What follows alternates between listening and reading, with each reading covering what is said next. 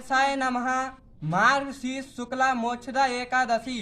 युधिष्ठिर बोले, हे भगवान कृष्ण, अब आप मुझे 26 एकादशियों के नाम व्रत विधि बतलाइए तथा किस देवता का पूजन करना चाहिए यह भी कहिए।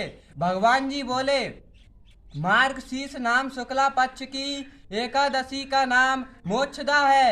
यथा नाम तथा गुण अर्थात मोक्ष देने वाला व्रत है। 12 मासों में मैं मार्गशीर्ष को उत्तम मानता हूँ।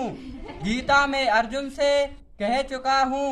इससे कृष्ण पक्ष की एकादशी से प्रेम उत्पन्न होता है और शुक्ल पक्ष का व्रत मोक्ष दाता है। इस व्रत में दामोदर भगवान का पूजन करना चाहिए। आज व्रतधारियों को यजमान से मेरी उखल बंद लीला का श्रवण करना योग्य है। अब मोक्षदा एकादशी की पौराणिक कथा सुनाता हूँ, सुनिए। प्राचीन गोकुल नगर में बैखानस नाम का राजा धर्मात्मा और भक्त था। उसने रात्रि को स्वप्न में अपने पूज्य पिता को नरक भोगते हुए देखा। प्रातः काल ज्योतिषी वेद पाठी ब्राह्मणों से पूछने लगा, मेरे पिता का उद्धार कैसे होगा? ब्राह्मण बोले, यहाँ समीप में पर्वत ऋषि का आश्रम है। उसकी शरणागत से आपके पिता शीघ्र ही स्वर्ग को चले जाएंगे। राजा पर्वत मुनि की शरण में गया। दंडवत करके कहने लगा, मुझे रात्रि को स्वप्न में पिता का दर्शन हुआ।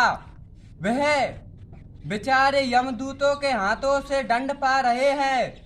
आप अपने योग बल से बतलाइए, उनकी मुक्ति किस साधन से शीघ्र होगी? मुनि ने विचार कर कहा, और धर्म कर्म सब देरी से फल देने वाले हैं। शीघ्र वरदाता तो केवल शंकर प्रसिद्ध हैं, परंतु उनको प्रसन्न करना भी कोई मौसी जी का भवन नहीं।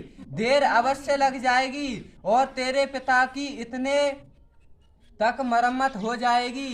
इस कारण सबसे सुगम और शीघ्र फलदाता मोक्षदा एकादशी का व्रत है। उसे विधि संयुक्त परिवार सहित करके पिता को संकल्प कर दो, निश्चय उसकी मुक्ति होगी।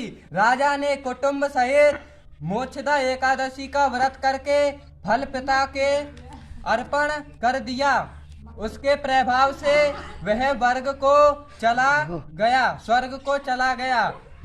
मोक्षदा एकादशी का महात्म्य जो सुनता है उसे वाजपेयी यज्ञ का फल मिलता है। फलाहार, इस दिन तुलसी की मंजरी व धूप आदि से दामोदर भगवान की पूजा की जाती है। इस दिन बिल्व पत्र का सागर लेना चाहिए।